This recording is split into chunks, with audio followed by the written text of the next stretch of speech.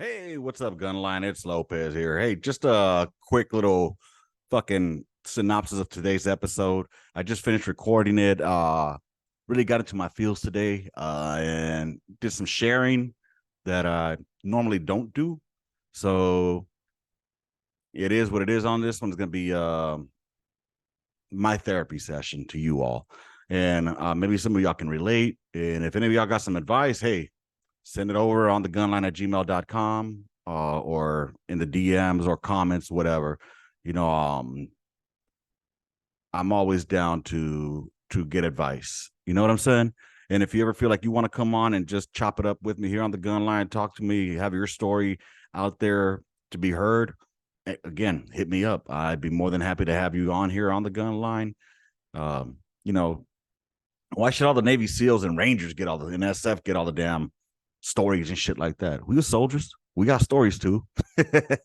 Anyways, y'all, for real though, on the real side, enjoy this latest episode and hit that like and subscribe and hopefully enjoy. And see you here on the gun line. Appreciate it. What's up, Gunline? It's Lopez here. As you can see, I am on my own today. Hunt had some logistical things that came up, so wasn't unable to co-host with me today. But no biggie, we'll go ahead and Charlie Mike on this shit anyway. So I'd like to welcome y'all on here to the Gunline podcast, where normally we just chop it up and shoot the shit the same way we would when we were out on the field and shit, just hanging out with no filter, no censor, and honestly, without a care to what anybody would think of us because we were never fucking judged. We were just able to be ourselves. So that kind of has to do with today's topic in a way. Normally, I try to keep it, a little bit light in a way or something, or just some current event type bullshit, or just whatever. This is basically my fucking therapy here. Because for those of y'all who have dealt with the VA, I don't know about you all, but it seemed like every couple of months I was being passed along to another motherfucking therapist, or it came to the end and they wanted me to do this and that and the other. And I mean, I'm not gonna try CPT or CBT, whatever the fuck that was. And then I did the prolonged exposure, and God, that was fucking ridiculous. Anyway, those things didn't work for me. All right, they might work for other people, but they didn't work for me. But anywho, I'm fucking already losing where the fuck I was going with this. Anyways, this is episode number 280, I believe. No, 279. Yeah, 279. Episode 279. And I'd like to talk about some just I've been in my feels lately, y'all. I don't know what the fuck's going on with me. I know September is an anniversary month. This is the month that we lost Mikowski. He was a dude that I went to basic training with. And old Russell Mikowski, old Mako, man. That dude, he was a trip. Let's just say that. He was just a trip, and I remember the day I got the news was I was on guard shift at our ECP on Union 3 and had just picked up lunch and Stars and Stripes. And I sat down, to eat my motherfucking chow right there in the ECP. And as I was doing that, I was scrolling through the KIA list that they had in there on Stars and Stripes. And sure enough, that's when I saw his name, Russell Mikowski, KIA. And he was at a 442 FA out in Fort Hood. And now that one hit hard. Again, that was a homie from boot camp, So that was the second one that I had learned earlier in the year. This is back in 06. Earlier that year, we had lost Snowburger. And, he was in 10th Mountain. And that was another one that fucking hurt, especially he was just a fucking kid, bro. I'm talking about Snowburger had just turned 18. And Mikowski was still fucking young too. You know what I mean? And it's just, then I heard about what happened, out on that patrol. And that shit broke my fucking heart, bro. But anywho, that leads me to kind of what I want to discuss during my time. All right. So I went started seeing a shrink back in 2014, mainly because I was to me, I thought everything was all crimson and clover. I thought everything was all gravy, you know. However, my old lady, on the other hand, she was seeing it from the outside looking in, you know, and that's when she was noticing the changes in me throughout from when we first got together in 08 and where we were at in in 2014. And it was downhill slide, just downhill, downhill, downhill, downhill, downhill. And she, you know, I wasn't getting any sleep. I was mainly getting about 3 to 4 hours of sleep a night. I was drinking pretty heavily every fucking day. And which that followed me along to the outside to the civilian sector. And next thing I know, well, she told me like either go get help or pretty much we're fucking done. Is basically what it came down to. It was an ultimatum type deal. She didn't say it, but she didn't have to say it. You know, we had two youngins at the time, and she was pregnant with a third. And yeah, man. Good thing that I'm very happy that she encouraged me to go seek it. You know, coming from the time that we were not encouraged to go seek medical help or mental help. You know what I mean? Because of the stigma that came along with it. You know, and it still sticks today, no matter how much, man. I try to fucking battle it, or I there's times where you know I've for a long time struggled with admitting, you know, that I possibly had any kind of demons that I had to fucking fight because I didn't want to have that what's the word I'm looking for? I didn't want to look weak. All right. I didn't want to look weak. And honestly, even nowadays at times I think about it like, man, am I fucking weak? Because I see other dudes that are around, you know, living all crimson and clover, all fucking happy go lucky, you know, and that went through heavier shit, you know, than I did. So A, they're really good at hiding their shit, or B, they're really good at, you know, managing their shit. You know what I'm saying? I don't know. But I just trip out on it. I'm not gonna take it. I'm talking about them. I'm talking about me right now, and I don't know if any of you can relate with this. I'm sure there's some of y'all out there, you know. But anyway, so yeah, dude. Uh, I have a apparently I was told that I have survivor's guilt. Mainly because and I think it goes back to one incident where the people that we were right seed riding with got fucked up, and two of them didn't make it back, and that was like their last mission before they came home and rotated back. You know, so that when you know, you kind of ask yourself like, what made me so special? You know, how the fuck is it? So you know, I try to fucking live my life in a way where I want to make it worthy you know, of those that didn't make it back. Cause it's not just them. I mean, seeing them die definitely fucked me up. You know, I'd seen people die on the streets back in LA growing up as a kid. You know, I saw motherfuckers get shot. I saw motherfuckers die right there on the side of the street. Seen it. But seeing people get blown up, that does something different to you. Anyways, so I'll just speak of that one incident alone. You know, I think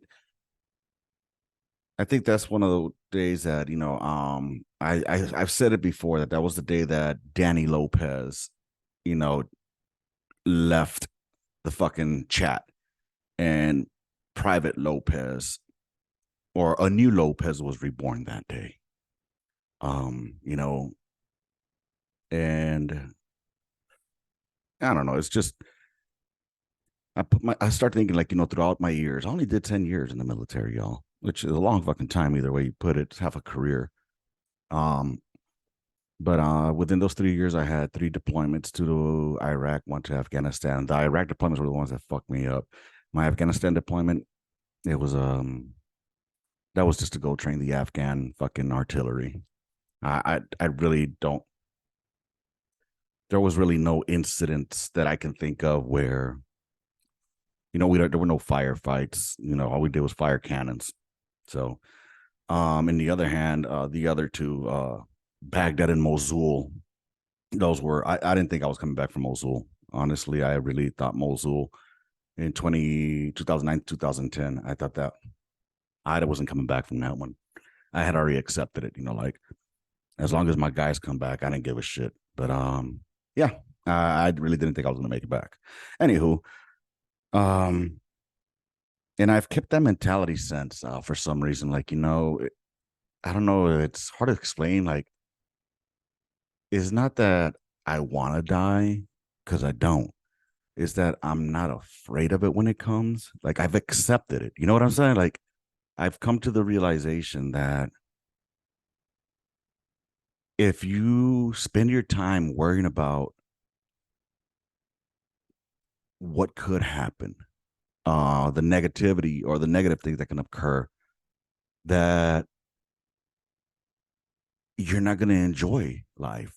But once you accept that you're already dead, then you just live your life, man. It's just like, fuck it.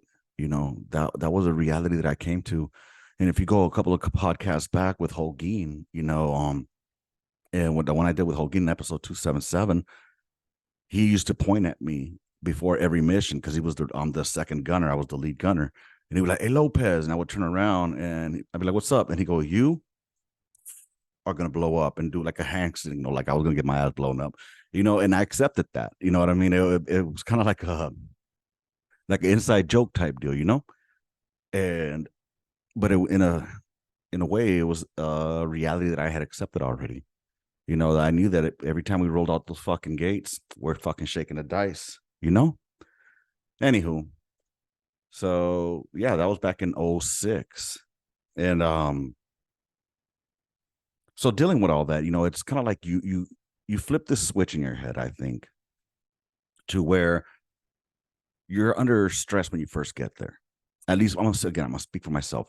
When I first got there, I was under this pressure, under the stress that I was feeling like, holy shit, I'm in a combat zone. I'm in fucking Baghdad, getting blasted at, getting blown up here and there, fucking rockets, mortars, whatever the fuck, you know? And but eventually you get used to it. It just becomes as part of your everyday routine. So you don't realize that stress is, it's not that you lost the stress, is that your body, I feel again, is that your body caught up to that stress level and it's just a norm for you now. So when we come back home, we're still amped up at that fucking stress level versus, when we were at home where everything is all calm and steady. You know what I'm saying? I don't know how to explain it, bro, but that's what it seems like. And I was unable to click that shit back to normal, you know, to what normal should be, to who Danny used to be, you know. I mean, I remember I would have conversations like when I first got back from my first deployment, I went to go eat with my mom. And I wasn't even able to look at her in the face or in the eyes, bro, when I was talking with her. Like I would look down, I don't know why, but it's not like I was ashamed or anything, but I don't know. It was really fucking weird. I didn't want to look at people in the face except for my own peoples. And by my own peoples, I mean, people in my unit or within my circle. I don't know why that was, bro, but it was. And I discovered that on mid tour leave in '06, which happened to be like in fucking what, September of '06, because I mid tour way closer to the redeployment time. But anywho, that shaped me for my second deployment, which was I was a PFC on my first deployment. And then my second deployment to Mosul, I was a staff sergeant by then. That was in 2009, 2010. And, I had gone to Korea in between there. And then I went to Third ID. And that's who I deployed with was 19FA. And yeah, man, I mean, Mosul was fucking Mosul. It was fucking Mosul is all I could say. And shit, got fucked up out there a couple of times and just didn't seem like I was coming back and had accepted it. Um, then we got fucked up really good one time. Um, where one of our soldiers, Hicks, took shrapnel to the face from RKG 3. And then we have a shitbag who ended up catching whiplash and got a Purple Heart for that. I'm still pissed off about that one. Whiplash, really? He claimed he got shrapnel in his back. He didn't get shrapnel in his back. I know. I was fucking there. Anywho, but he ended up getting a Purple Heart for Whiplash show because he was the gunner and the grenade blew up like right in front of him. And the slug went into the cab where Hicks was a driver, and Smoke Pounds, if he would have been in the fucking in the seat, he would have took that slug to the chest. That would have fucked him up. So luckily, his call of having us all dismount, except for the drivers and the packs in the back, it saved his life, literally saved his fucking life. Anyway, so then there was a quick fucking, tot tot tot tot pew pew pew pew, and got to see that motherfucker laying there doing the fish out of water. Motherfucker had holes all over him. I'm talking about he was bleeding almost out of everywhere. Face, eyeball, butt, legs, back. And he was wobbling all over the place and shit. Hey, fuck him. Shouldn't have thrown that grenade. Boy got lit up. And then his homie that was with him got lit up as well, but we didn't find his body. His body was found later on. Anyways, what ends up happening is that combined with the other incident from that I was telling you about earlier, those are things that I was able to maintain them in here, inside my head, and push them on the back burner because I kept myself busy. I kept myself fucking busy, and I kept myself nicely intoxicated. And but as with everything, eventually, kind of like when you shake a Coke bottle or a Pepsi bottle, that shit starts building pressure, and or like when you're boiling water, like on top ramen soup, and that bitch starts bubbling and boiling over. That's kind of what ended up happening to me, I guess. And the nightmare started kicking in like in 2012-ish, 13-ish. And the twitching, dude, I twitch in my sleep now, apparently. My old lady's recorded it. It's fucking crazy. I yell in my sleep, and apparently it's not even audible. Like she's heard me scream, it wakes her up. We're not screaming, but yelling. Like I'm yelling, and it sounds like I'm yelling something, but she can't even understand what I'm yelling, bro. I mean, I don't even know if am I speaking another fucking language? Did I pick up some Arabic while I was out there? I don't fucking know, man. It's just crazy, But anywho, so I say all that because just to give you an idea of where my mental is at, So, anyways, I got out of the army in 2015. All right. And I was officially retired in March 26th of 2015, but I took my ass 30 days of motherfucking leave. Was it 30 or 90? I can't fucking remember. January. I left in January 31st. I left Fort Carson. And, I wanted to hit the ground running because I did not want to become a statistic. I was one of those I don't give a fuck what the diagnosis said. I'm still good. I'm still capable of working. I'll be all right, I can manage it. Well, I did well for, I would say, maybe the first 2 years, I would say, in managing it. But, with ups and downs in between. All right. I was stable, I guess you could say. And I was doing pretty good with that. But then I hit a depression. And I hit a hard depression. That was a couple of years back. And it was pretty fucking rough, bro. Like really fucking rough. Even in Afghanistan in 2012, actually it goes back to 2012 now that I think about it. I don't know if I've shared this before, and this will probably be the first time. Very few people know about this. Very, very, I can count in one hand how many people know about this. But fuck it. I mean, I'm in my field, so I might as well let motherfuckers know. So back in 2012, I was stuck in the A lock out in Jalalabad for the first part of the deployment. I was there from March till June. And what sucked about that is that the the night shift, which means I was stuck there by myself over fucking night. And I had nobody to speak with, nobody to talk to. And honestly, that just, I've always believed in that phrase that the idle mind is the devil's playground. So with that, well, give me a second. Somebody's texting me. And with that, I got to a point where I was fucking around with my M4. And Facebook was my only outlet at the time. I didn't have anyone to talk with in there overnight. And then I slept all fucking day and then back at night. So I really had no communication with anyone, you know? So what's that mean? It means that my M4 became an exit for me. All right. And again, I count on one hand how many people know about this.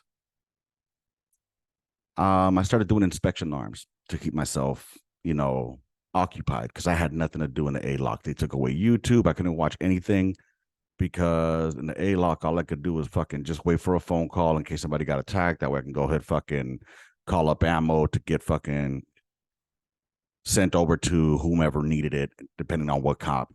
Because we had people out in Kopmani, up in fucking Bostic, fucking shit.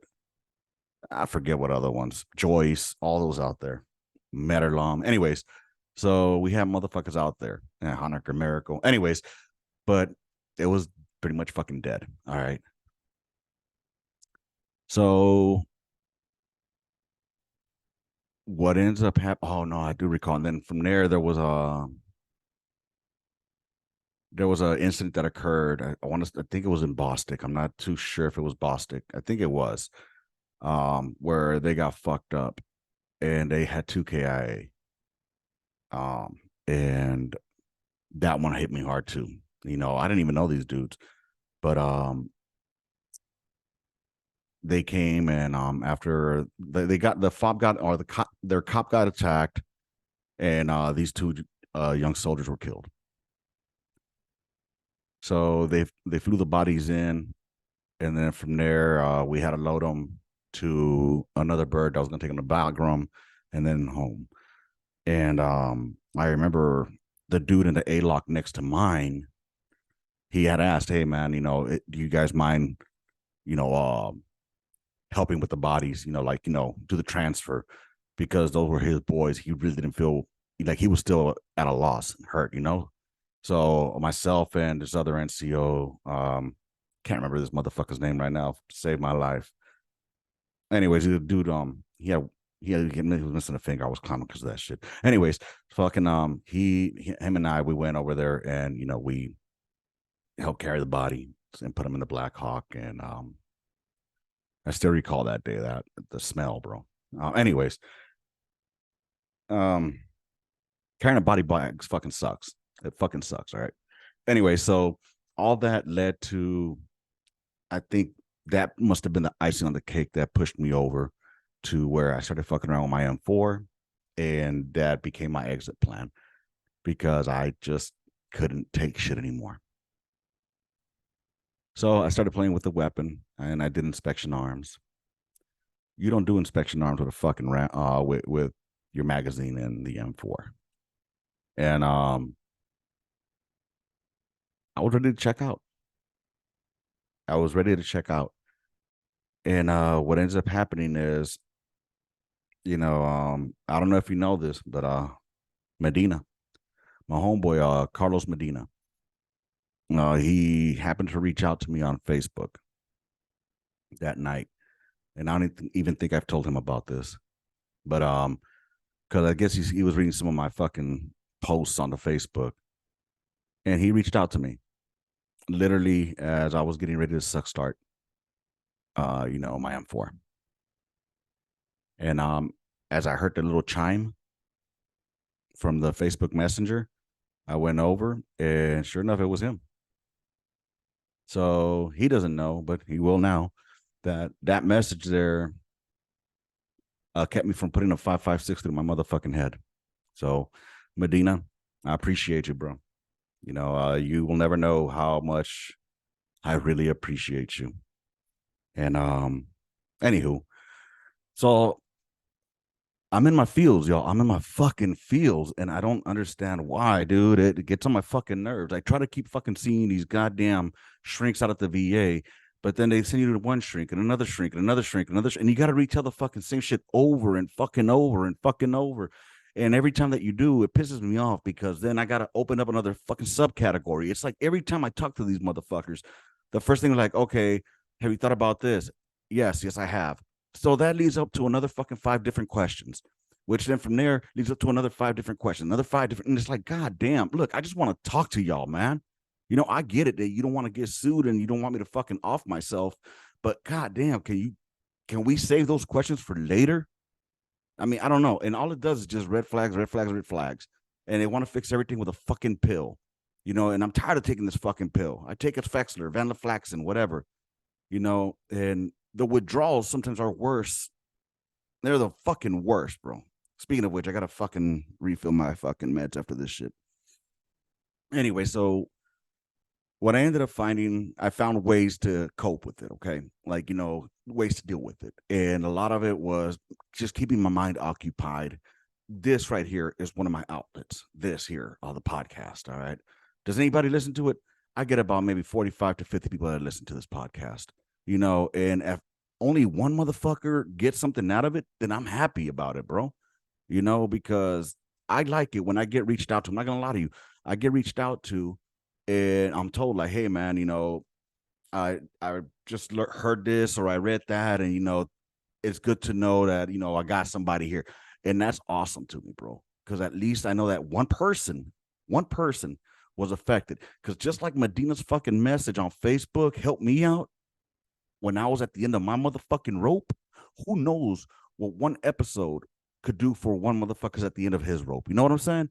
So, anywho, I'm pushing through. This one's a deep one, y'all. This is a heavy one. Fuck. So, anyways, I came out to the civilian sector with that fucking head already fucked up, right? And I'm trying to adjust to the civilian sector. At least in the army, I'll say this: I could talk to motherfuckers the way I'm talking to y'all right now, okay? And I didn't feel like I was being judged. You know what I'm saying? I didn't feel like this person's gonna take pity on me, or this person's gonna think I'm somebody who's about to go off, and that was the difficulty I had coming to the civilian sector. I was trying to make things happen in friendships, make friendships happen that weren't going to. All right. There was one dude at work that I really got along with really well, and that's because he was a Marine veteran. He never went to combat or anything, but he was a Marine. And even with that alone, I was able to speak with him and just talk with him, and we jived really well, Other than that, I would try to make friends or acquaintances or work buddies, whatever. But it was hard, mainly because I worked in an all-female environment. That was one. And then secondly, the males that were there were all just, I don't know, dude. They weren't like the type that I could jive with, There was another dude that I did. He was also a veteran, and I got along with him too, But it was not like it was something that we hung out after work or anything like that. Not like it was when we were in, where shit, even after work, hey fool, what you doing? Hey, have some drinks this week, and you want to come on down? Yeah, man, come on down, and the families get together and shit like that. I missed that, y'all. Anyways, this was when I was fresh out now, okay? And I figured, you know what? Maybe I just need more responsibility on my plate to keep my mind. Because at that time, I was starting to drink, and I started to lose feeling. I became very, I don't want to use the word numb because it's not the word I'm looking for. The word I'm looking for is something that means like I didn't give a fuck, like literally about anything, anything. I was a fucking robot, honestly. Go to work, get paid, get the kids and the wife happy. Go to work, get paid, make the wife and the kids happy. That's all that I really cared. It was just a fucking routine. I didn't A job is a job at the end of the day. You know, I liked it at first because I was helping people. And that's one thing I discovered. I like to help people. Unfortunately, there was no challenge. So I started feeling like, goddamn, I went from being a staff sergeant, leading soldiers. When I eventually got out the army, at the end of my career, I was the headquarters platoon sergeant, quote unquote platoon. What does that mean? NBC, supply, all those motherfuckers, they fell under me. Whatever. Um, but to me, my most favorite time was being a chief on the gun line. That, anyways, hence on the gun line. And anyways, um, I felt productive when I was there. Is what I'm saying. I felt like I had purpose. And while I do have purpose out here, I do. I have my children. I have my wife. I have my family. That's my number one priority. You know. But what I'm trying to get at is in society, I don't feel like I have purpose in life. Sometimes I feel I don't have purpose, and that sucks balls, bro. It really does. And then when you don't have people like to express this to talk with you about it, who's probably going through the same thing that you could, just go back and forth with, it gets you at a point like, fuck, am I the only one that's this fucked up? You know what I mean? Am I just bitching? Am I just crying about it? And that shit, it weighs on my head, bro. Like, am I just being a bitch? You know what I mean? Are my kids, are my wife gonna look at me like I'm fucking weak? I'm supposed to be the man of this household? But how can I be the man of the house when sometimes you can't even control your own fucking emotions? Now, I do my best not to let them see. You know what I mean? I do my best, and one of the ways I would do it, like control my fucking feelings and stuff like that, was I used to jump on my bike. All right, I would get on my motorcycle, and that two-wheel therapy, believe it or not, is fucking. There's something about it, Maybe it's the knowing that your life is literally in your hands, and when you're going X amount of miles per hour on a back road, and you just feel that fucking heartbeat, and you feel alive again, you know, you feel alive again. And I think that that's one of the things that I'm missing, something, being able to do something like that to, I don't know. And then, I know I've heard, hey, why don't you go do this? Why don't you go like, why don't you go volunteer?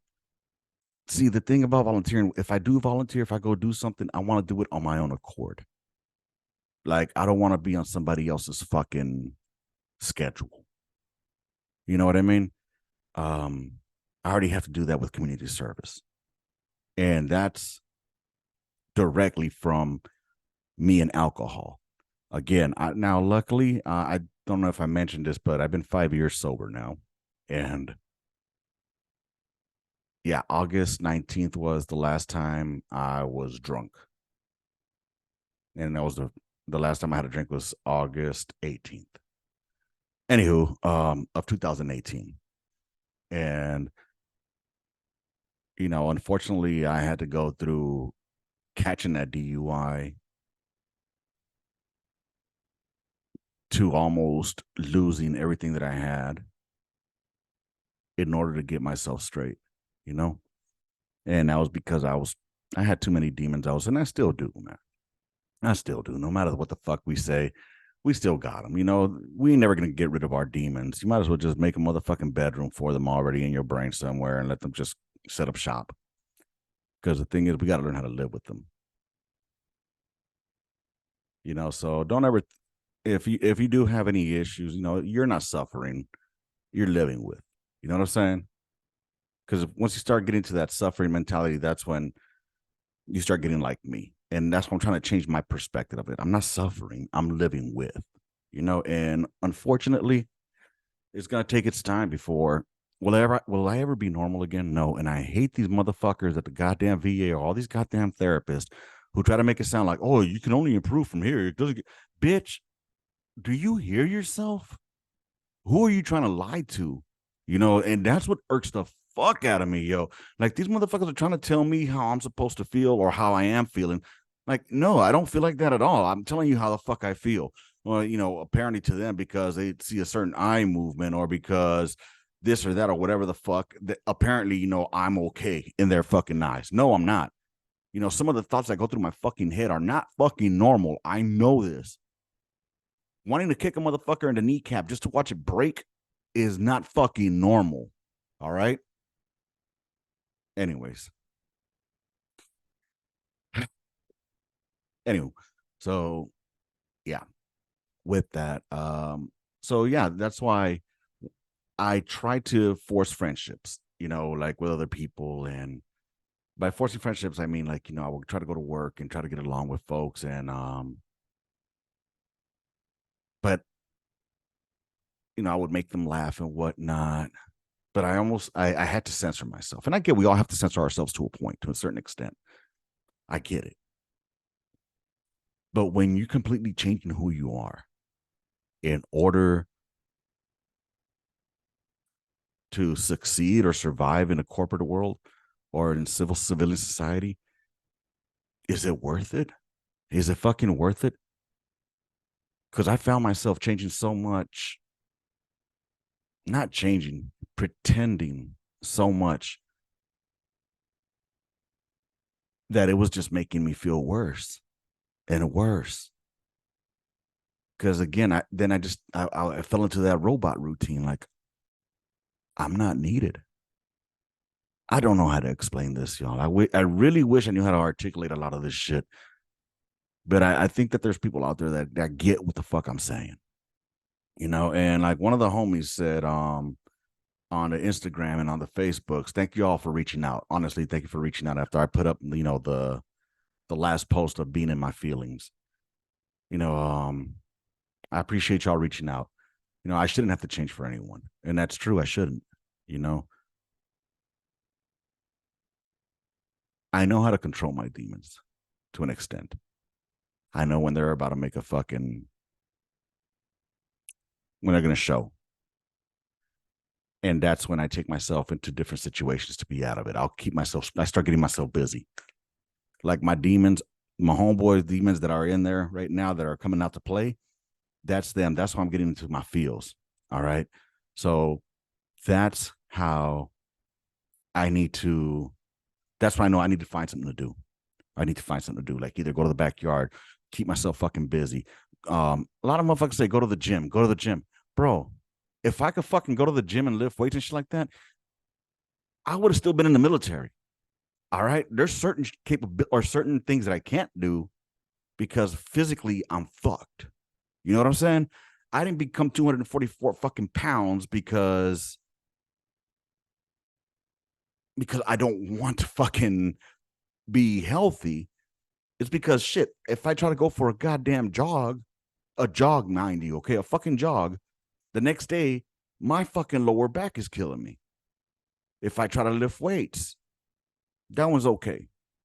But lifting weights ain't gonna get rid of this guy. Anyways, I digress, dude. God damn, I don't know how long I've been going ranting on here, but anywho, um, y'all, what I do and what I'm going to do is right now I'm in the process of trying to save for another motorcycle because unfortunately I wrecked my bike back in 2018, not related to the fucking Dewey. Um, and then I had another bike, but I just sold that one and used the money for that to buy my old lady a new car for her because we were trying to be a one car family and it just wasn't working. So anywho, now I'm trying to save for a new bike because that was one thing that I know that fucking helped me out was Saturday mornings, Sunday mornings, going out for a motorcycle ride and getting that two-wheel therapy in, driving out to Canyon Lake. You know, there's so much out here in San Antonio, in San Antonio, Texas area to go ride on. You have the Devil's Backbone. You have the Three Sisters over there by fucking past Bandera. There's a lot of shit to do, a lot of shit to see. So that, and also one thing that I enjoyed was, there was something that I would have in common to talk with other people. Because, people who ride are of a different breed, a different lifestyle, so there was a connection I could make there with some of them. And they're not your just typical civilians. It's just, again, hard to explain. Um, Sorry for rambling on this one, y'all. Like I said, I was just in my feels a lot, and I'm thinking that I'm feeling better now because I'm able to fucking dump it out here. But I would like to know, like, what are some other ways that you guys out there deal with your fucking new roommates? I'll call them. You know what I'm saying? How do you deal with your new roommates when they come out to party and play? I need to find some new ideas. Because I can only clean my backyard so much. I can only rearrange my garage so much and make myself busy that way. I used to be able to fucking calm them down with the alcohol. I did that really well. Because when those motherfuckers start getting ready to party and they bring you down, they make you think of things that you don't want to think about. You know, it's a bitch, man. Again, with the survivor's guilt bullshit, one of my shrinks is the ones that told me that I had that shit. And I guess I do. I mean, I think anybody that deployed probably has survivor's guilt in some way or another. Then, I mean, if you were out there, and you lost anyone. But I mean, I just, I guess the only thing I can do, you know, I question like all the time, like, why did that EFP not hit my truck? It should have hit my truck. EFPs did not hit third vehicles. They hit first vehicles, maybe second vehicles, but not third. And it hit the third vehicle that day. Still trips me out. And then Doc. Anyways, I'm not gonna go through that again. But yeah. Yeah, it makes you wonder, man. How how did how we come back from that, and then how did the prior generations deal with it? That's my biggest question too. Like the World War II generation, the Korean War generation, the Vietnam veterans, the Persian Gulf, and now us. How did how did they deal with it? You know, I know they dealt with a lot of alcohol, and back then there was, I'm pretty sure, a lot of domestic violence. What's fucked up, honestly, I think, is like makes it fucked up with the whole PTS. I'm not even gonna call it a disorder or whatever the fuck. Post traumatic stress. That's what we got. That's what we live with. what sucks about about the PTS is a lot of motherfuckers nowadays that I've seen. It almost seems like a lot of motherfuckers want to claim it to get like a little fucking woe is me. You know what I mean? Or like, like because possibly they didn't get any kind of fucking accolades or shit like that. Or they want to get paid through the government. So they'll claim to have shit that they don't have, you know? Or they'll over exaggerate shit, which I don't understand why motherfuckers tend to do that shit. Sorry if I just breathe really hard in y'all ear. Anywho, y'all, I don't know how long I've been talking about this one. I just really got in my emotions today. All I can try to do here is just be a better person, I guess, and I hope maybe that maybe some of you guys can give me some ideas because this shit gets frustrating, man. It gets frustrating. I mean, sleeping till 1 p.m. is not it's not normal. Not if you've gotten a full night of sleep, you know? But fuck, sometimes that's the only place I feel comfortable.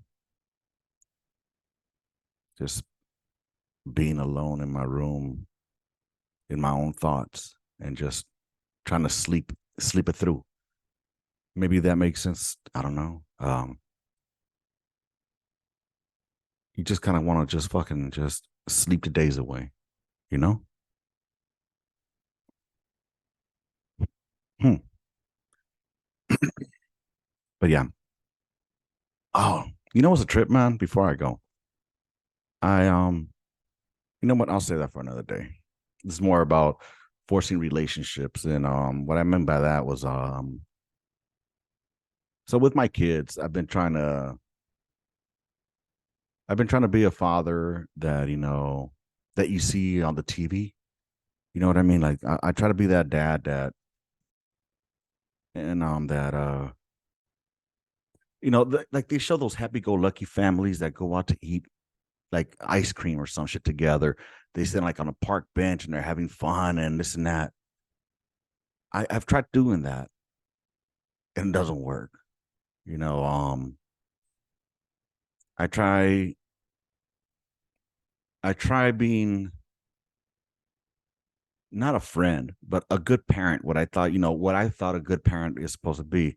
I'm not saying that my parents were not good parents. My parents were great parents. I'm just trying to be a parent like, I guess I better start taking it my own advice that I give the kids. Don't believe everything you see on TV, because I see all these fucking families out there um, and they're like having a great time and they're happy go lucky and on social media they're fucking just great. I'm over here fucking trying to avoid one of the choke slam my fucking kids, you know? I'm over here sometimes at my wits' end.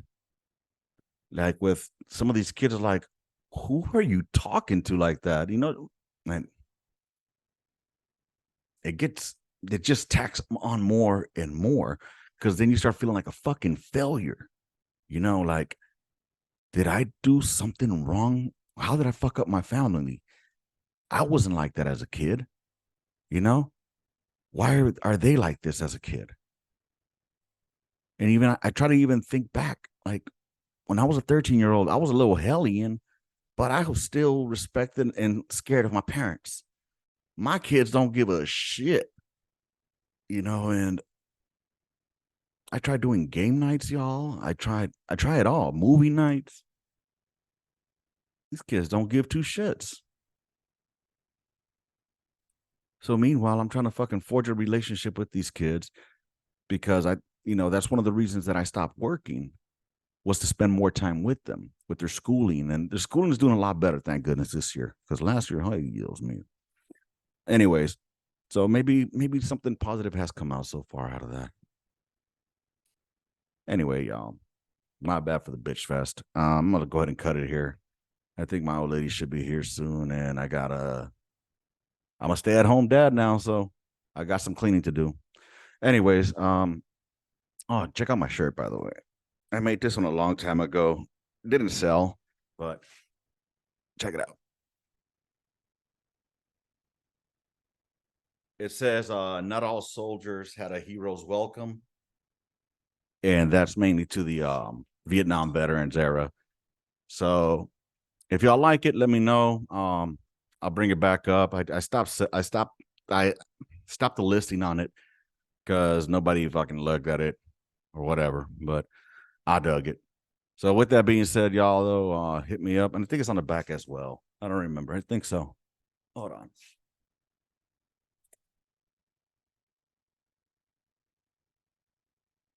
Okay, I think it says like welcome home or some shit. Hold on.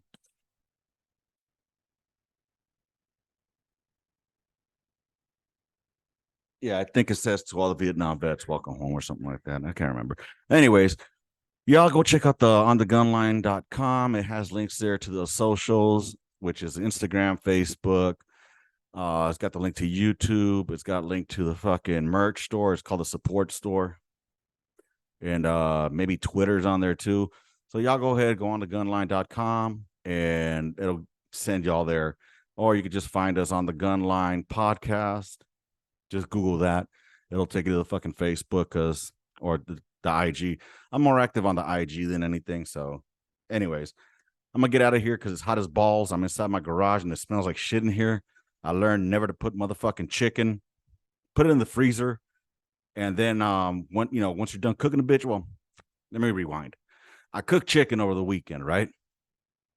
And I threw the shit in the trash, the carcass and all that crap, bones. I threw it in the trash instead of putting it in a bag in the freezer. And then the day prior to the trash day, put it out. I live in San Antonio, and I don't know if y'all have caught up with the news, but it's been over 100 fucking degrees, and my trash can's in my garage. So it smells pretty fucking funky in here. Funky chicken like a motherfucker. So, anyways, with that being said, I hope y'all enjoyed this, man. Go check out on the gunline at gmail.com, on the gunline.com. Like, subscribe on the YouTubes, on Spotify, or whatever it's called.